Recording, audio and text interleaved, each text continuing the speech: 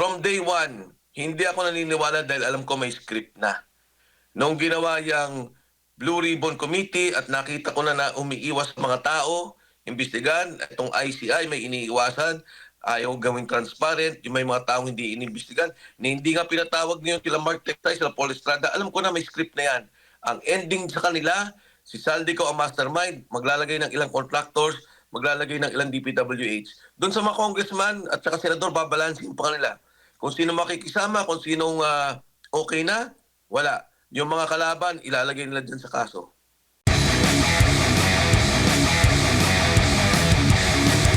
Hindi mangyayari yung ating hinihintay at yung ating inaasahan na merong makukulong, na matataas na opisyal o merong malalim na investigasyon na gaganapin. In fact, ang hiling nga lang ng marami, maging transparent lang yung maging investigasyon. Kasi sinabi ko na from day one, may script talaga sila na babatayan. May script silang ginawa na at yun ang kanilang tatapusin. O ano ba yung script na to? Di ba yung script na to, si Saldico ang mastermind, kasama ang mga ilang contractors, ayan, nakasama niya si Diskaya, pagkatapos kasama ang mga ilang kawani ng DPWH, which is si pinakamataas na, no, si ES, Undersecretary Bernardo. So, yan na yon. Pati sila Alcantara, sila Bryce nga, sila Alcantara, inoferan pa ng Witness Protection Program. So, ito na talaga yung script na gagawin nila at umasa tayo na hanggang dyan na lang yan. Hindi na yan lalalim, hindi na yan didiin pa o magtuturo pa na kung sino talaga o makikita talaga natin yung pinakagalamay ng kabuoang operasyon ng sindikato. Opo, at bukod dyan, Kong, mayroong nasawi pa, pumanaw pa itong si Yusek Cabral at yung mga files na mula sa kanya, ngayon ay inilabas nga ng kongresistang si Leviste. Ano naman po ang inyong masasabi po dito sa naging pasabog naman po ni Congressman Leviste? Kaugnay nga po dito sa mga files mula po kay Yusek Cabral. Alam nyo, nung siguro November of last month, nag-usap na kami ni Congressman Leviste. At doon sa aming pag-usap ni Congressman Leviste, nabanggit niya na sa akin yung files na ibinigay o nakuha niya kay Yusek Cabral. Kaya ako naniniwala na totoo yung hawak niya. May mabinanggit pa nga siya sa aking pangalan. Pero syempre, tinitingnan natin at nirespeto natin yung pinaliwanag o pinakita ni Congressman Leviste. At sa palagay ko naman, sa kanya din, tinitingnan niya na talagang ipapakita to ng DPWH. Kasi yung files na yun, sinabi niya sa akin, may mga malinaw na kung sino ang nakatoka doon sa mga allocation. So hindi na ako magtataka na totoo ba yun o hindi. Totoo yun. Nung pa hindi pinag-uusapan niya, nakwento na yan ni Congressman Leviste. At ako'y naniniwala na may kopya naman ng DPWH. Kaya dyan sa labanan, kung totoo ba yan ang hindi, talagang totoo. At nakita niyo naman, ilalabas ni Congressman Leviste yung listahan. In fact, kahapon nga, merong isa tayong kaibigang congressman na tumawag at binanggit nga niya na talaga daw inilalabas ni Congressman Leviste lahat ng mga files, no? Sabi ko nga, at siguro makakausap ko naman si Congressman Leviste na siguro dahan-dahan niyang ilabas, no? Para makita talaga, iba niya na, ginawa niya naman niya yung buo, pero yung talagang pag-a-analyze kung sino napunta, magkano napunta, dahan-dahanin niya to para makita ng taong bayan. Pero ang problema, Kong Mike, ay ang sagot naman ng mismong DPWH Secretary ay yung mga kopyang hawak ngayon ni Congressman Leviste ay hindi pa daw authenticated. Ano naman po, paano naman po yun makaka-apekto dito sa mga expose na sinasabi nga po ni Congressman Leviste? Alam mo yung authentication, pag kami nagsabi ng hindi maganda tungkol sa kanila, katulad nung sinabi ni Gutesa, sinabi ni Saldico, ngayon sinasabi ni Leviste, ang sagot nila parati hindi authenticated. Ito naman kay Congressman Leviste, napakadaling tingnan yan. Titingnan lang nila sa files nila sa DPWH, makikita nila kung nandun yung proyekto. Pupunta sila sa region o kundi kaya sa district, makikita nila kung nabid at nandun talaga yung proyekto. So yung salita na hindi authenticated yung mga dokumentong yan, wala yan. Mga salitang talagang ayaw paniwalaan yung katotohanan. Eh di ba yung sinabi ni Saldico, o nagbigay ako ng 100 billion, buti inamin lang na may 100 billion. Sabi nila, hindi, kailangan pirmahan mo. Sinabi na nga ng tao, ito yung 100 billion. Tiningnan sa proyekto, nakita sa listahan, nandun talaga yung 100 billion. So hindi nila pwede itong basta-basta isang tabi at parating ang sagot nila pag hindi nila gusto yung datos o yung nakikita nila, hindi authenticated. Ang sabi po ng Malacanang, dapat imbestigahan din daw itong kung papaano nakuha ni Congressman Leviste itong itinuturing ng Cabral files.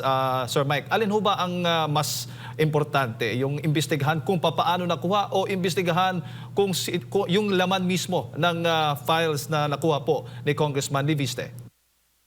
Alam mo, Jade Admar, yung binabanggit ni Congressman Libiste at napakatapang ng ginagawa ng batang yan, napakalaking bagay sa ating bansa. Papaliwanag ko, yung on average, ang lumalabas dyan sa hawak niyang dokumento, ang bawat kongresista tumatanggap ng 2 bilyon. Humigit kumulang siguro 500 bilyon hanggang 600 bilyon ang nakukuha ng Kongreso. Dahil dati, may mga proyekto mga congressmen. Ang national government gumagawa ng project. Kunyari gagawa ako ng tulay na magdudugtong ng Luzon, Visayas, Mindanao. Gagawa ako ng railway. Gagawa ako ng dam para sa tubig. Gagawa ako ng irigasyon. Ito mga national projects na to kailangan ng ating bansa. Anong ginawa ngayon? Hindi na. Tinilad-tilad nila ang proyekto na ang bawat distrito nagkaroon ng pondo. So you are talking already of almost 500 to 600 billion going to congressional districts, and not because hindi ito dahil kailangan ng proyekto. Pero ito'y kung anong tingin o paniniwala ng isang congressman. Para paliwanag ko pa ng husto, nung ginawa ang flyover sa 2nd distrito ng Quezon City, 3rd district, ito yung dumadaan ng Ateneo, yan ay isang national project. Yan ang mga kailangan natin. Nung ginawa ang C5 na nagdugtong ng Quezon City, nagdugtong ng Mandaluyong, ng dito sa Ortigas area, padugtong ng Pateros, padugtong ng Taguig, ito'y panibagong daan. Ito ay national project. So napakalaga yung pinapakita ni Congressman Leviste. Hindi dapat ang budget natin tinitilad-tilad at inalalagay sa bawat distrito nang wala tayong programang pang-nasyonal. Wala tayong programang ginagawa. Kailangan ba natin ng train na magdudugtong ng ating mga lugar? Kailangan ba natin ng mga airport? Kailangan ba natin ng, lalo ngayon pagkatag-araw na, ng mga dam para sa tubig? Yan ang dapat imbestigahan, yung nilalaman ng sinasabi ni Congressman Leviste. Can you imagine if you have 1 trillion budget and DPWH and more than half? Kasi hindi lang to yung sinasabi ni Congressman na 2 billion to 3 billion per district. Paano pa yung unprogrammed funds na lumalabas, allocable din yun. Ngayon sa budget ngayon na 2026, ang sinasabi 300 billion na naman ang unprogrammed. So itong batang to dapat pasalamatan natin. Itong batang to dapat bigyan nila ng award dahil nakita niya kaagad na may ganitong ginagawa at kailangan nating hintuin. Kailangan natin baguhin. Opo. At malinaw din, Sir Mike, sa mga expose ni Congressman Leviste na doon pa lamang sa NEP ay makikita na nating may insertions na o may sinatawag nga silang allocable na itong mga kongresista o mga mambabatas bago pa i-transfer doon sa Kongreso para sa mga series of hearings, Sir Mike. Ang ibig sabihin ng sinasabi ni Congressman Leviste, talagang gumaling na ng gusto ang korupsyon na ginagawa. Na simula pa lang, doon pa lang sa pagbibigay ng budget ng Pangulo, nakapasok na lahat ang mga sinasabing pork barrel, nakapasok na ang pondo. Ngayon, para ipaliwanag ko yan lalo ng simple sa ating mga kababayan, meron ho tayong bahay, magkakasama tayo sa isang bahay. Ang ginawa ng mga nakatira doon sa bahay, imbis na tingnan ko ano yung kailangan ayusin. Kailangan bang ayusin ang bubong? Kailangan bang ayusin ang kuryente? Kailangan bang ayusin yung sahig? Ang ginawa, ito, may budget kayong lahat. Yung tigi 1 milyon ninyo, ang ginawa na nagpaayos ng kanya-kanyang kwarto. Kaya yung buong bahay nasisira, bumabagsak, wala, tumutulo na yung sa tubig, yung sahig mo, wala na, yung kuryente mo nagkakagulo. Kasi nga, nagpagandahan ng kwarto, kanya-kanya pagpapayos. Yan ang nangyari sa budget natin. Imbis na tingnan natin kung ano yung kabuuan ng kailangan natin dito sa ating bansa, nagkanya-kanya sa mga distrito. Alam mo, napaliktad. Dati, ibibigay ng presidente ang budget, titingnan mo, yung distrito ko ba lugi dito, yung ospital ko ba naiayos, yung mga kailangan ko bang classroom na ilagay na tama ba, kulang kami. Ganon yung usapan dati, ngayon hindi. Ilalagay na yung budget, ang national government na tumitingin, ay, okay, na ilagay ba to, inilagay ba yan?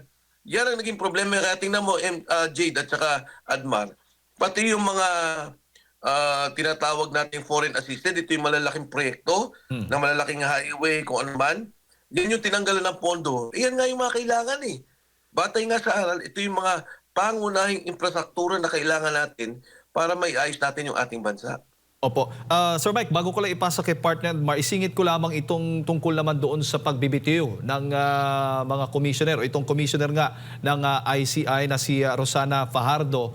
At kasunod nga po ito sa pagbibitiw na noon, Benjamin Magalong bilang Special Advisor noong Setyembre at ni dating DPWH Secretary Rogelio Singson noong Disyembre 3. Ano ba ang masasabi po ninyo dito? Sa ngayon maganda na yan kasi talagang independent na talaga yung commission dahil isa na lang eh. Magmula sa 4, naging isa lang yung independent. Basta sa ako, sinasabi ko sa Jade, from day 1, hindi ako naniniwala dahil alam ko may script na. Nung ginawa yung Blue Ribbon Committee at nakita ko na umiiwas mga tao, imbestigan, itong ICI may iniiwasan, ayaw gawing transparent, yung may mga taong hindi inimbestigan, na hindi nga pinatawag niyo sila Mark Tectay, sila Paul Estrada, alam ko na may script na yan. Ang ending sa kanila, si Saldico ang mastermind, maglalagay ng ilang contractors, maglalagay ng ilang DPWH. Doon sa mga congressman at saka senador, babalansin pa kanila. Kung sino makikisama, kung sinong okay na, wala. Yung mga kalaban, ilalagay nila dyan sa kaso.